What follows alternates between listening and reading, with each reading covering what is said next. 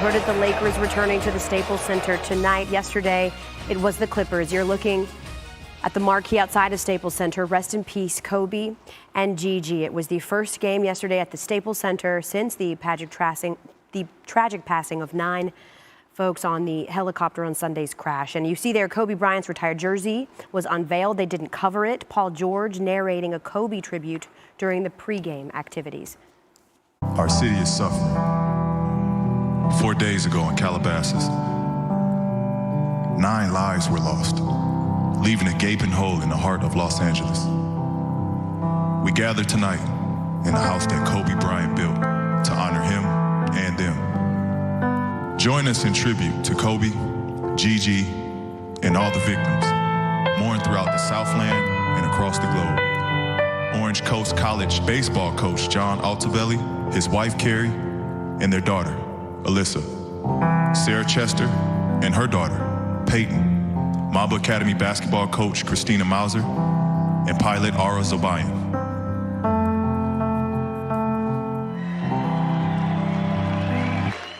Of the emotional night, Doc Rivers saying the best way to honor Kobe is to win, not just tonight, but win it all. They would have Paul George back in the lineup, making his return from a hamstring injury, but no Kawhi Leonard sitting out because of back spasms. Doc Rivers would say, we came out flat in every single area. In the third, they were down big. George nails the 3. They tried to stage a bit of a comeback. Lou Williams with the driving lay-in. Clippers still trailing 14, but it was really De'Aaron Fox. I mean, he single-handedly did not allow a comeback to happen at Staples Center. Here, the mid-range jumper, Kings up 15.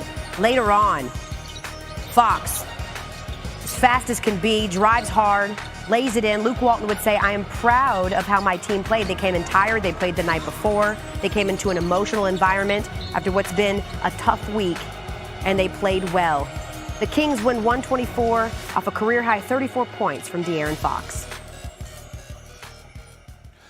Staples Center in downtown Los Angeles, the epicenter for Lakers fans, Kobe Bryant fans to come and celebrate his life, pay tribute to everything he did and will continue to do for that franchise, for that city. Again, he died Sunday in a helicopter crash along with his daughter Gianna and 7 others. ESPN Lakers reporter Dave McMenamin is at the Lakers practice facility in El Segundo. Dave, the team will play its first game tonight since Kobe's death on Sunday. What are the organization's plans for the day? Yeah, Jay, Rob Pelinka, the team's vice president of basketball ops, released a statement yesterday. He was Kobe's best friend. He said, it feels like a hole has been ripped into my soul.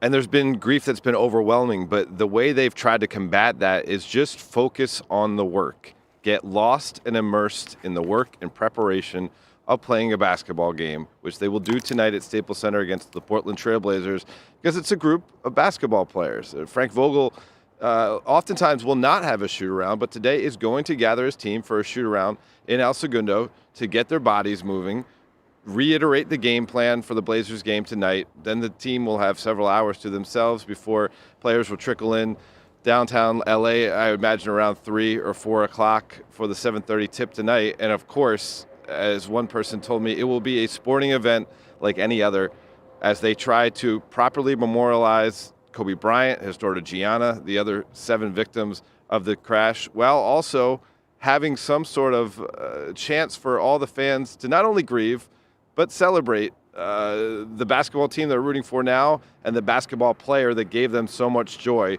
for 20 years. Again, Lakers hosting the Blazers in what is sure to be an emotional game.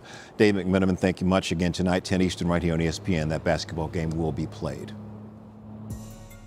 Last night, played some basketball. Celtics and the Warriors. Kobe Bryant played 23 career games in Boston in his NBA career, including the playoffs. TD Garden lit up in purple and gold. Jason Tatum playing for the first time after missing 3 games with an injury. Bryant was his hero and inspiration. He said it's been a tough week. Felt like he hadn't played in about a month. Fans wearing Bryant jerseys and signs to honor him. Celtics honoring Kobe pregame with a 24-second tribute moment of silence. I don't think the fans here really understand how much they drove me.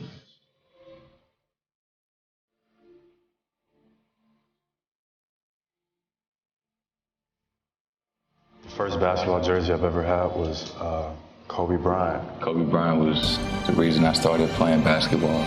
Always was and will be, my favorite player of all time. Powerful moment in TD Garden. Steph Curry at the game talking about Bryant for the first time.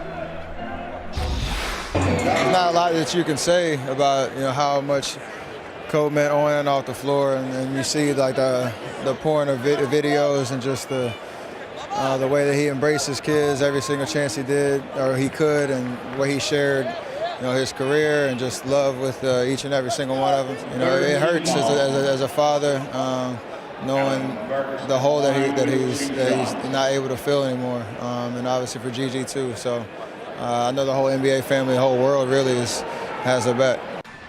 Steph out with injury this year, not an all-star, of course. Jason Tatum is for the first time, early fourth quarter. Tatum, step back jumper, Celtics up 14 a little later. Tatum again, going to back down D'Angelo Russell. Over two defenders, he got the bucket, 20 points in 24 minutes for all-star Jason Tatum, and the Celtics get the win, 119-104. Again, programming note for you. You can see the Lakers' first game since Kobe's death, starting with the pregame ceremony, starting at 10 Eastern, right here on ESPN. Before that, we will have extensive coverage from Los Angeles. The Jump at 3 p.m. Eastern, Sports Center at 5 p.m. Eastern, an NBA Countdown at 7 p.m. Eastern, all from Staples Center before the Mavericks and Rockets tip off at 7:30 p.m. Eastern. Al?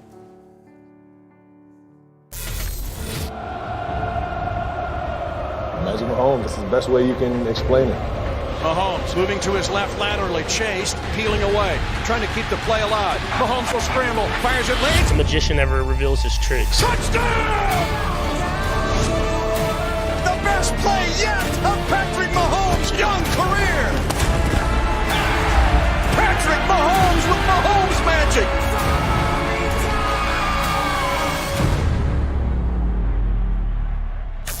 Some history on the line on Sunday. At 24 years old, Patrick Mahomes can become the second youngest quarterback to win the Super Bowl. The first was Ben Roethlisberger. He was the youngest. But he also has an MVP under his belt. So adding a Super Bowl ring would make Mahomes the youngest player to do it, edging out Emmitt Smith, and by far the youngest quarterback. Brett Favre accomplished that double at the age of 27 years old. And of course, it is the job of these next guys to prevent all of this from happening. He's able to hit every single pass. I mean, off his back leg, jumping in the air. Obviously, his no-look passes, his sidearm is crazy. So he's able to, hit every receiver when he can. So we just need to do a really good job, like I've been saying, with just, bringing constant pressure, making him uncomfortable in the pocket and not allowing him those easy throws. We can't let him out of the pocket.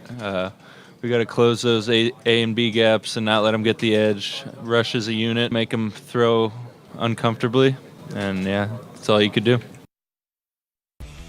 Sports Center on the Road is presented by Rocket Mortgage by Quicken Loans. I don't know how old Teddy Bruschi was when he won his first Super Bowl, but he has 3 of them, so that trumps everything. He joins us now from Miami. Teddy, we heard the Niners D-line. Their plan, simple, keep Patrick Mahomes in the pocket. What do you think that their plan of attack should be? Yeah, it does sound simple. Rush them up the middle, secure those A and B gaps like Bosa's talking about, set the edge in the passing pocket there. Don't let them out of the pocket. That's easy to say because there have been so many plans. Do you use a spy? Do you double team? Is it a 3-man rush? But I'll tell you what, when Mahomes scrambled out against the Tennessee Titans and made all those players miss and look silly and score that touchdown, they were doubling 2 players. They had a spy, so that was their plan. Mahomes has beaten every plan up to this point. So for the 49ers, I think their plan is going to be simple, like Bosa's talking about, and they're just going to trust their athletes. You win, you get them to the ground. Ford, Bosa, Buckner, we're just as athletic as you, and we're just going to rotate our guys in and make sure we're fresh in the fourth quarter and get him on the ground. That's how simple it's going to be for the 49ers. Simple, easy. Listen, leave it to your former team. Yeah. Leave it to your former team to still find their way into the Super Bowl conversation, even though they've still been at home for weeks now. Your buddy, Tom Brady, making some waves on social media. You know it, tweeting this cryptic photo yesterday inside Gillette Stadium. Is he walking in? Is he walking out? He had no words to say. There's speculation everywhere. And then you go, Teddy Bruschi, and do this. You respond with this tweet of your own It's you and former teammate, Titans head coach Mike Vrabel, just laughing. So, Teddy, what does all this mean? It means Tom sent a tweet, so, and I put that out there to make light of it because this is the way it's going to be this offseason. And everything Tom says, everything Tom tweets, there's going to be a reaction. There's going to be interpretation. There's one thing that I know. He's very motivated to continue to play. He is more motivated right now as he was last year, the year before. Every year it's more for him. I mean, it's just such a passion for him to play and to continue to play and to prove people wrong. It's relentless. That's what he is. Where he's going to play, that's the thing I can't tell you. I hope it's the New England Patriots. I hope he comes back to play, but he is a free agent now, and he's going to explore it, and he's excited to do that. But that motivation, that tweet does not mean I'm done, I'm walking out. He is so motivated to still play. I'll tell you that for a fact. My favorite part about that was when I first posed that question to you. You looked like you wanted to jump into the pool rather than answer it, but that's fine. Teddy Bruschi, your lips are sealed. We'll see what happens because eventually we will find out whether he was walking in or walking out.